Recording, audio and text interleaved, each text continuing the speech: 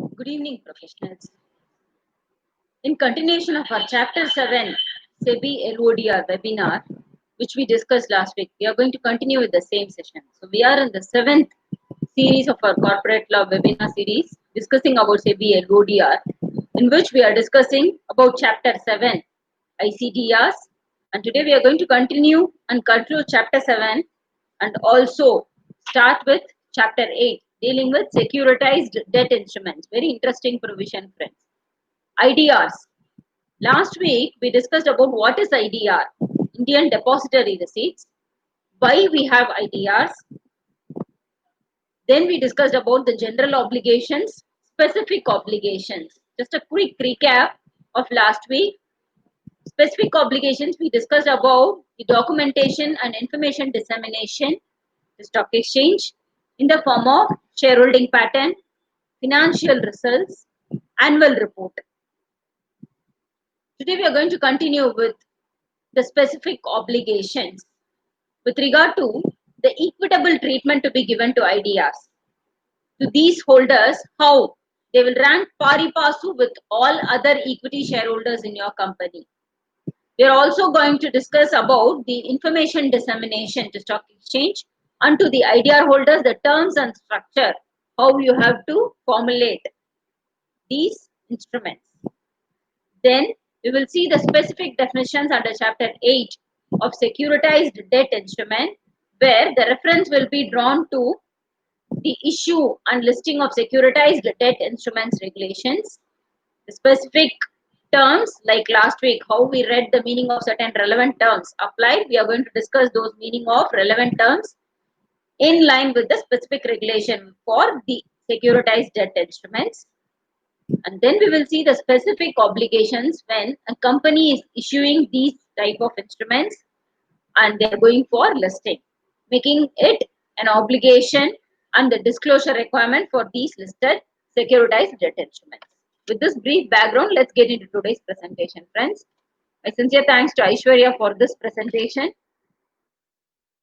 Very few legends used in today's presentation, where specific reference will be drawn in the beginning, part 1 of today's webinar with IDRs, Indian Depository Receipts.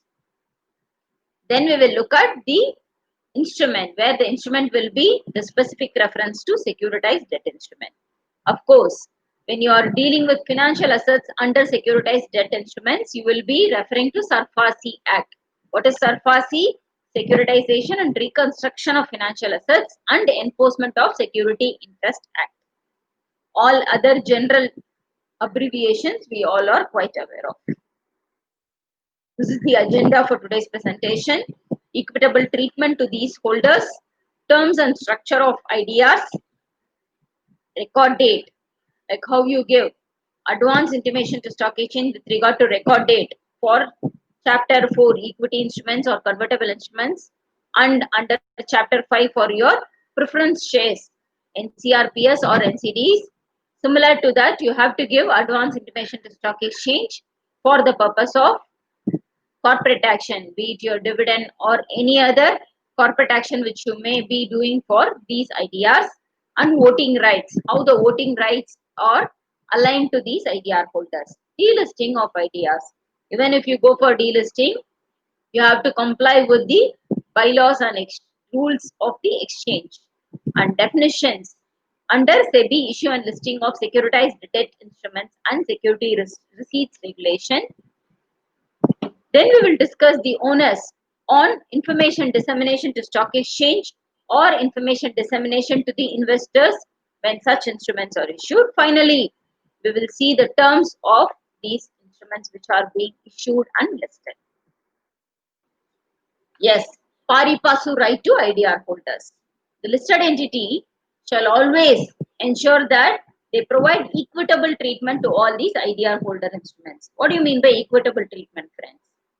When I am going for any corporate action, be it rights issue or bonus issue, when I am going to give it to for my other shareholders, equity shares, or my other peer security group members, I should not have differential treatment to IDR holders. So I should be treating on par. I should be treating them equally on equal footing. Is the regulation requirement under 74.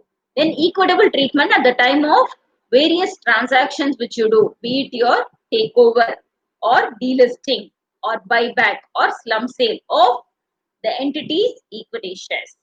And then you shall always ensure protection of these IDR holders, particularly with regard to corporate benefits permissible under laws, which means if you're going to declare dividend to your equity shares, then IDR holder instruments, which means your rupee denominated securities, which are issued by the domestic depository. We also read the definition of domestic depository last week. So those rupee denominated securities on par with the underlying shares which are issued in the foreign country, they will be treated on par in the host country laws. Host country in this case will be our Indian law. So equal footing should be given to all these instruments. And of course, like how you address the grievances of your investors who are holding equity shares, you have to certainly promptly address the grievances of your IDR holders as well. Then advertisement in newspaper, your financial results which are required to be disclosed under this chapter 7 of your IDR regulations, notice shall be given to all your holders by way of an advertisement, and you shall publish this in one English daily national newspaper circulating in the whole or substantially the whole of India, and also one Hindi national daily newspaper. Friends, generally we see one vernacular newspaper in all other requirements, be it your financial results or other dissemination, but here they have clearly specified Hindi national daily newspaper. Regulation 76, which is your IDR terms. Dividend shall be paid as per the time frame applicable in listed entities' home country. So, for India, if such IDR instruments are being issued, and if there is a time frame that the dividend shall be paid and dispersed under Companies Act within 30 days from the date of declaration of dividend, that the same shall be followed for IDR instruments as well. You should not have a differential treatment for this purpose, or other jurisdictions where the securities are listed. For example, if these foreign securities are listed in Singapore and the Singapore Companies Act is providing for a differential deadline as within 60 days, then whichever is earlier, then the 30-day timeline you will be adopting. If the Singapore Companies Act says 15 days, then you will be adopting the Singapore law, that is the requirement as per the jurisdiction where the securities are listed and not the host country's regulation. So that your IDR holder is well protected to get the dividend which is dispersed well in advance as per the statutory time frame. Then you shall not forfeit any unclaimed dividend before the claim is barred by law in the home country as applicable, and such forfeiture shall be cancelled in relevant cases. And IDR shall have two-way fungibility. Two-way fungibility means what? You know very well that IDRs shall be converted into equity shares and equity shares shall be converted into IDRs, and this particular flexibility shall be two-way flexibility or fungibility shall be available in the manner as specified by SEBI from time to time. We saw under regulation 76 about the terms of IDR. Now we are going to see the structure of IDR. All the listed entities shall ensure that the shares shall rank pari passu with the existing shares, which is what we discussed under regulation 74 also. You shall provide equitable treatment to all these IDRs, and hence necessary disclosures shall be made in your annual report. And these IDRs shall not exercise lien on the fully paid shares, which means if I am holding IDRs at say 1 lakh value, then if I have paid it fully, then there shall not be any lien exercised on those shares carrying a value of 1 lakh, except in respect of monies called or payable at a fixed time.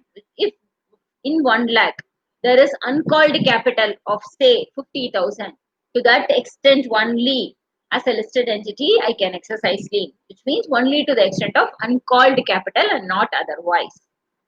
Friends, please stop me if you have any doubts. This we discussed about call in arrears. Then comes call in advance. In the given illustration, I am getting 1 lakh, which is the full amount. But 1,50,000, 50,000 being call in advance. Am I entitled as an IDR holder to claim dividend? No. To the extent of 1 lakh, which is the actual amount, which is declared by the company, to the extent of the nominal capital only, I am entitled to claim dividend or any other corporate action, be it your rights issue or bonus issue. To the extent of any call in advance, this 77 regulation clearly stipulates that you are entitled to only interest because you have paid in advance, but not for any corporate entitlement, which includes your dividend.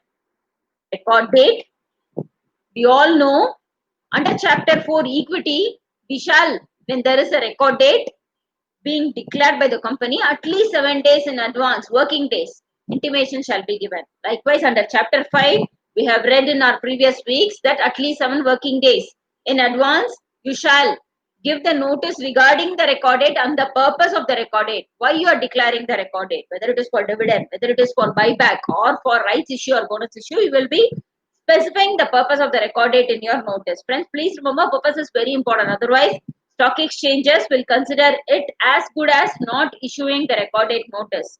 Because in the past, I have seen instances where the advance intimation was given by listed entities, but they did not give the purpose of the record date. Why they have determined or called for this record date, in which case it was considered as a non-compliance by stock exchange. So both the conditions have to be satisfied. Under chapter 7, unlike your 7 days advance intimation for chapter 4 or chapter 5, here it is 4 working days only. And this record date is determined for the purpose of your dividend or distribution of any other corporate benefit, be it your rights or bonus issue, as the case may be. If it is required in the home country or other jurisdiction where it is listed, which is very important. So in our illustration, we saw about Singapore Companies Act. And under Singapore Companies Act, in the home country, if there is a mandatory requirement that you need to have a record date, then you shall certainly, the IDR holders will also have the equitable treatment of the statutory obligation to determine the record date, in which case you have to intimate at least 4 working days in advance with the notice specifying the purpose to the stock exchange. Regulation 79 talks about your voting rights. LE shall send out the proxy forms, the listed entity, either directly or through an agent, which means your share transfer agent. Because considering the volume, the listed entity themselves may not be able to distribute all these notices and the annual report, in which case they will engage the RTAs for this purpose. Those agents mentioning that a security holder may vote for or against the resolution could issue this particular notice, which is your annual general meeting notice. Voting rights shall be exercised in accordance with your depository agreement.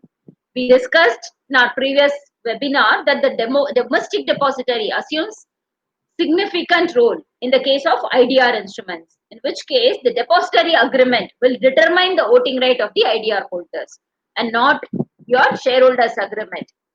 Equity shares, you have the investment agreement which well determines the voting right capacity. Similarly, you have the depository agreement for the purpose of IDR holders. Finally, you have the delisting provisions. It gives the prerogative right to the listed entity to determine if there is a delisting which they want to do. They may do so, but only thing is they have to comply with the bylaws, rules and regulations of the stock exchange and the board. Board in the instant case will be SEBI.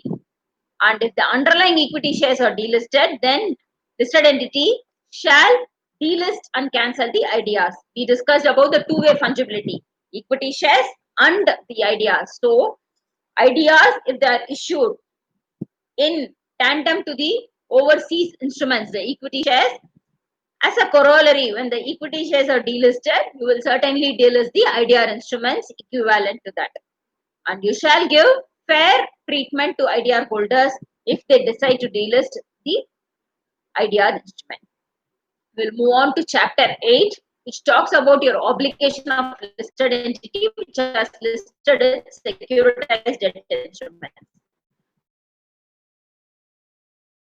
Securitized debt instrument, I'll give you one illustration. In the case of financial institutions, it could be your banks or NBFCs, Securitization is one of the key transactions which they do. What will happen there? The asset pool, which is your receivable, because receivable is the predominant asset which you have in the case of NBFCs or banks, financial institutions. So all these receivables, they have to obtain the money from the borrower, which means there will be a loan agreement where NBFC will be the lender and the borrower will be a truck person or any corporate or any individual who will borrow it for buying a vehicle, or who will borrow it for his personal loan, or it could be for any reason, home loan or whatever it is, to meet the working capital requirements or to meet the capital adequacy requirements or to augment their business requirements. The companies or LLPs could obtain loan, in which case the book of NBFCs or banks, if you see, the asset predominantly will be your book debts, which are your receivables. And we all are aware that these financial institutions, the main capital which they require is the cash. What will they do with all these assets? Because for receivables, again, we know that there will be a tenor. Say, for example, within 3 years, I have to repay for vehicle loan. Within 10 or 20 years, I have to repay for home loan. Within 15 years, I have to pay my personal loan. But personal loan, generally, we keep it very short and sweet because of the higher interest rate. All of us are aware of this common thing, because day in and day out, you are either acting as lender or as a borrower. Here, to have cash surplus, because these companies, only if they have necessary capital or necessary cash, they will be able to rotate the money, because they have to lend it to the other person who is coming. They cannot say no by saying that there is a book, the asset is built. No, because they need to have the rotation, for which this asset pool receivable, they'll be selling it to some entity, which is called your SPV, a special purpose vehicle. It could be a trust, could be a specially designed entity, as they call it in this securitized debt instrument regulations. In which case, you will have the originator, investor. The investor will get some instrument, which will be in the form of PTC. PTCs are called pass-through certificates, or it could be any other instrument. These instruments, when they are listed, when they are issued and listed, the LODR does not leave room for any instrument to go out of its hands.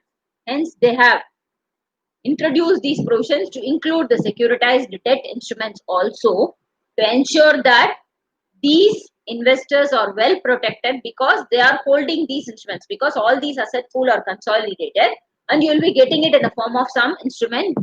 It could be your PTC, pass-through certificate, or it could be any other security receipt, as you call it. So these instruments, when they are issued and listed, they are governed by a specific regulation called Securities under SEBI Issue and Listing of Securitized Debt Instrument and Security Receipts Regulation. So we're going to see all the meaning of relevant terms which are used and applied in LODR from this specific regulation, and then we will see what is the onus on these listed entities to comply with their obligation when they are issuing such type of instruments. If you have any clarification, please ask me, friends. This is a new concept. Only those who have worked in financial institutions and those who have done such type of instrument will certainly be able to appreciate. Otherwise, it will be more like an academic learning. To which instrument is this chapter 8 applicable? All special purpose trainees, which means in an instant case, we saw that we create one special purpose vehicle where this entire asset pool, which is your receivable, will be given, and this SPV is issuing these instruments to the investors who are ready to purchase all these assets. And hence, what is the benefit of this NBFC or bank? They'll be getting the necessary cash, because it is a true sale. The entire receivables, instead of keeping it in your books, you're selling it to this SPV, and it will now remain in the books of your SPV. And hence, to the extent of receivables, you are going to get the money to this NBFC. It is going to be a cash surplus. Again, you can rotate the money by lending it to few other borrowers, and again you will be doing the securitization or assignment transaction to any other SPV, and these instruments will be issued to them. Trustees who shall ensure compliance with all these provisions. So it could be SPV and the trustee. If there is going to be a trust which is going to issue such instruments, then the trustee of such entity shall ensure compliance of these regulations. For the purpose of this part 2 session, all these instruments together, the securitized debt instruments, we are going to refer as instruments, friends. Definition: asset pool means the total debt or receivable. I am Catalyst NBFC, the name of my NBFC. Just for our reading and reference for this definition, let's keep my NBFC's name is Catalyst NBFC.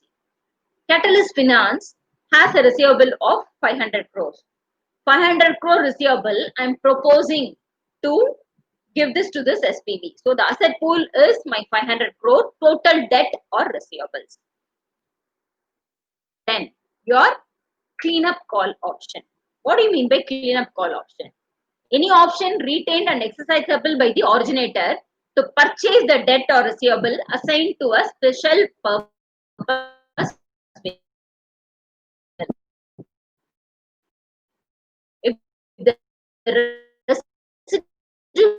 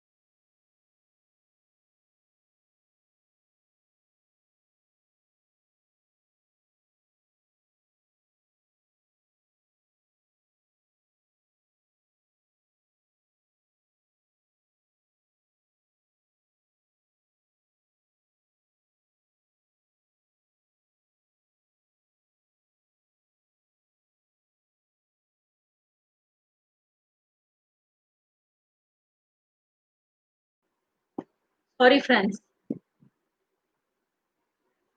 was a poor internet connection, so I had to switch to the another mode. So this cleanup call option is, in our example, I'm getting out of 500 crores, entire 450 crores is spent, or the entire transaction is almost complete, but there is a residual value of only 50 crores or 30 to 50 crores, which is less than 10% of my principal value. In order to reduce the burden of the administrative expenditure which is proposed to be incurred, I am purchasing. In this case, I will be the Catalyst Finance, where otherwise I have to incur the cost for collection cost or getting the money and giving it, because the borrowers, they have to repay the money, no, who are the obligors. So they have to give the money back since they have borrowed the money.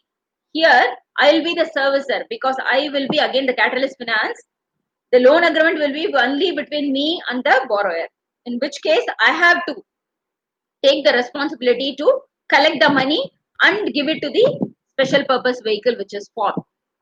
Hence, to reduce the collection cost and all those, I will be purchasing if it is going to be less than this principal value, sorry, which will reduce the burden of my administrative expenditure. Generally, this happens in the case of mortgage-backed securities. Credit enhancement. What do you mean by credit enhancement? For the purpose of increasing the securitization of the instruments, I will be giving some letter of credit or subordination or additional undertaking and guarantee more to protect the interest of the instrument which is already issued and listed. Subordination means what? If there is one tranche of instrument, senior tranche, for example, some instrument is like 3-year tenor, but already 2 years are over. There is only 1 year, and hence to get higher investment rating, I'll be pushing it to the higher end, and I'll be keeping the subordination of 3-year tenor, because there the chance of me not getting the money back is higher. So to get a better credit rating, the subordination will happen where I'll be assigning higher rating. In order to get higher rating, I'll be moving the senior instruments to the top, and other tranches will be pushed to the back end. Debt or receivable, we all are well aware. What is debt or receivable? Any mortgage debt, any claim, or any debt, any right that generates or results into a cash flow. They are also referring to financial asset, meaning as per section 21L of SARFAESI Act, where it clearly says that financial asset means any claim or any debt or receivable, and includes any debt or receivable which is backed by a security. Generally, a bank or financial institution, what will they do? They will lend money to you only with a collateral. It could be a mobile property or immovable property. That is what precisely SARFAESI Act refers to under 21L of financial asset. Then you have other specific definitions like your securitized debt instrument. We already discussed in our illustration that PTC, the pass-through certificate, is the instrument which acknowledges the interest of such person in the debt or receivable. To the extent of 500 crores, I am issuing one PTC, and that PTC is getting listed for which the obligation arises. Security receipts. Again, the qualified buyer holding such receipts which acknowledges the interest in the financial asset. Again, we saw the definition just now about financial asset, which could be your claim or any debt or receivable. Here, the security receipts, friends, if you read the history, it is in the budget session of 2017 and 18. This financial security receipts were introduced. Accordingly, in the issue and listing of securitized debt instruments, you had another instrument called security receipts also added, and also pursuant to this specific regulation, Chapter 8A was introduced on 6 September 2018, and in Chapter 8A, specific obligations for these security receipt instruments are defined. Now we are looking at Chapter 8, securitized debt instrument, where liquidity provider will be any person who agrees to provide funds to the SPV. Obligor will be person who is liable to pay the debt. In the instant case, if for Catalyst Finance, there are couple of borrowers who are pooled as 500 crore that receivable, all those borrowers will be the obligors. Originator is the assigner of debt or receivable to the SPV. In the instant case, Catalyst Finance will be your obligor. Regulated activity. In relation to this SPV which is formed, any of the activities which are regulated by SEBI under the Act and these regulations, which also includes making of either a public issue or a private placement, and making all the necessary disclosures, be it your information memorandum or the case of public issue, your RHP, your prospectus, all those issuances, valuation and maintenance of accounts, all these are well governed by your issue and listing of securitized debt instrument regulations. So that is the regulated activity because they are monitored and regulated by a specific regulator. Scheme for this purpose is issuance of this instrument, which is your securitized debt instrument. Securitization means what? This is the key charging provision, which means acquisition of debt or receivable by SPV from originator.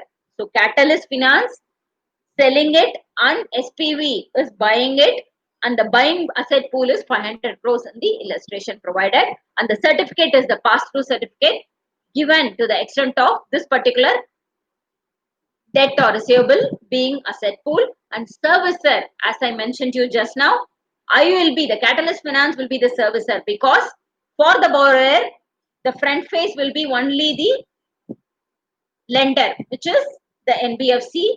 So the servicer will be, they will be servicing it on behalf of SPV, because for them SPV is a third party or a stranger to the contract, and a stranger to the contract cannot sue, and hence since the loan agreement is only between the borrower and lender, only this Catalyst Finance can act as the servicer to collect the money for the purpose of this particular transaction.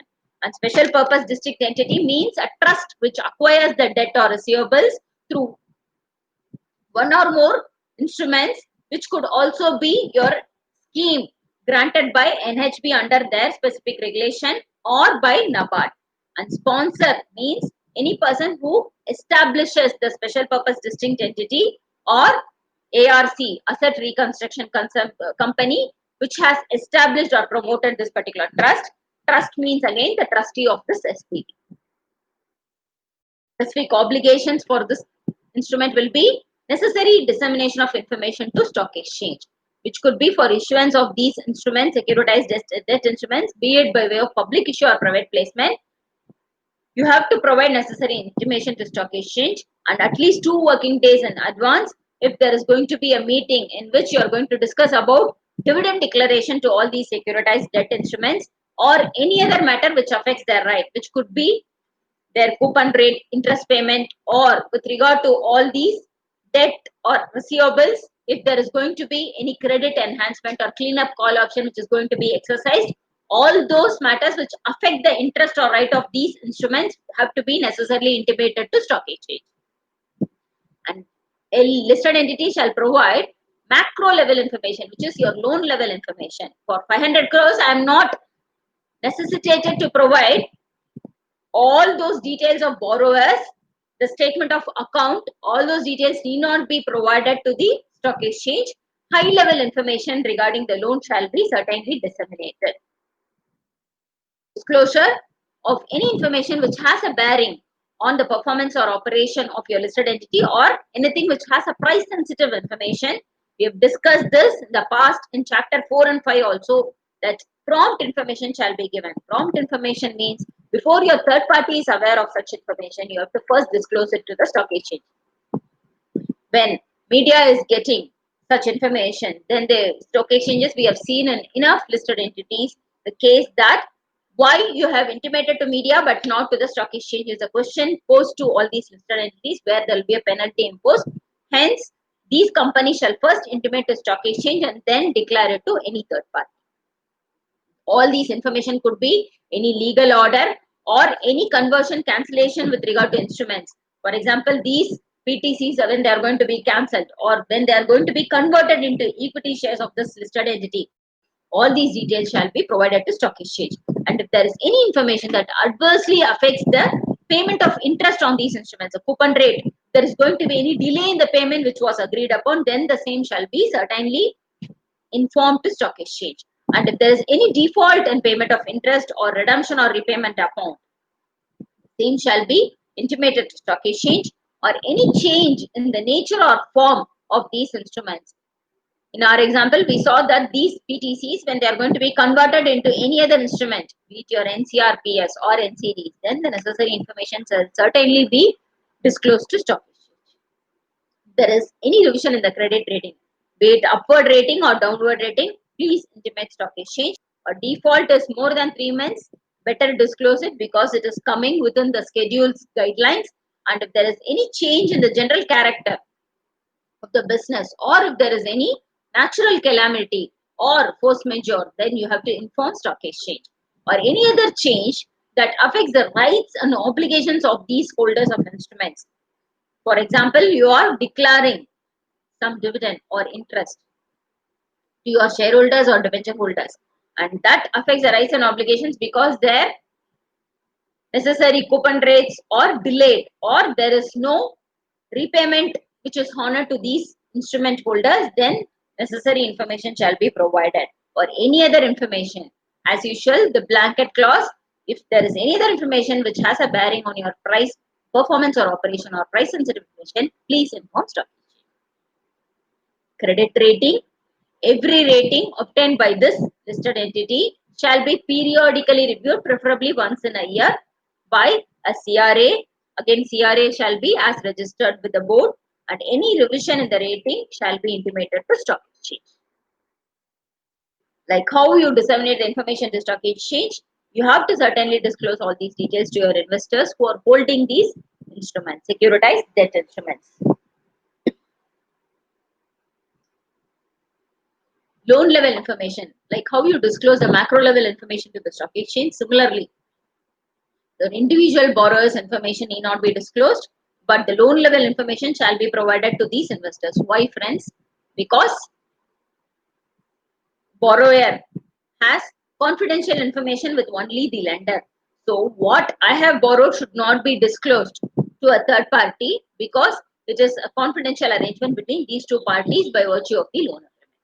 Any division in the rating as a result of credit rating which is done periodically as specified in regulation 84, they have to provide this information to the investor as well, and this information could also be provided in e-form or fax, unlike your equity shareholders where we have said that if it is hard copy for the purpose and if he specifically insists he means your investor, then you have to certainly disclose it in the mode and form as prescribed by the investor. Here they say it could be provided in e-form or fax as well if consented by the investor.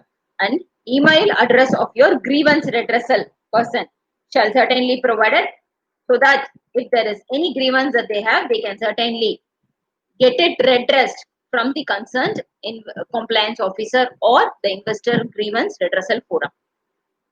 The terms of the securitized debt instrument, there shall not be any material modification to what was originally agreed upon unless and until you take prior consent from the stock exchange.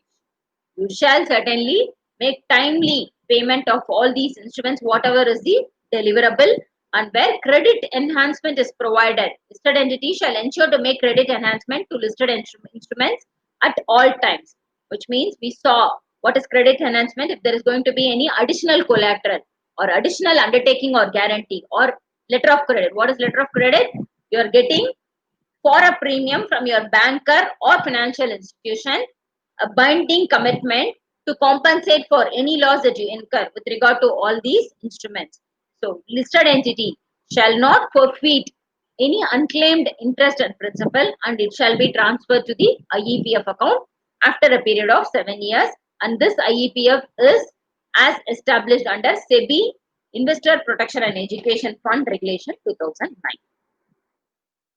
Like your equity instruments and NCRPS, where we discussed that the redemption shall be equitable treatment to all the shareholders, we shall determine only by way of lot or pro rata basis. Otherwise, we will be giving preference to lot of investors. Hence, to avoid that, here again, for redemption, you shall not determine the out of the pool any specific investor other than by way of lot or pro rata basis. And these instruments shall remain listed until maturity or until redemption or delisting as per the procedure adopted by the board. And this shall not restrict them from delisting. Like your IDR instrument, which we discussed under chapter 7, this will not restrict their right to delist the instruments provided the delisting is in accordance with the bylaws of the stock exchange. Record date, similar to your equity and NCRPS NCDs, you have to give advance intimation at least 7 working days with the purpose of the record date to the stock exchange. Friends, with this, we will complete chapter 7. However, we will be continuing with chapter 8 and 8A, the security receipts, in our next webinar. Thank you very much. Take care. Stay safe.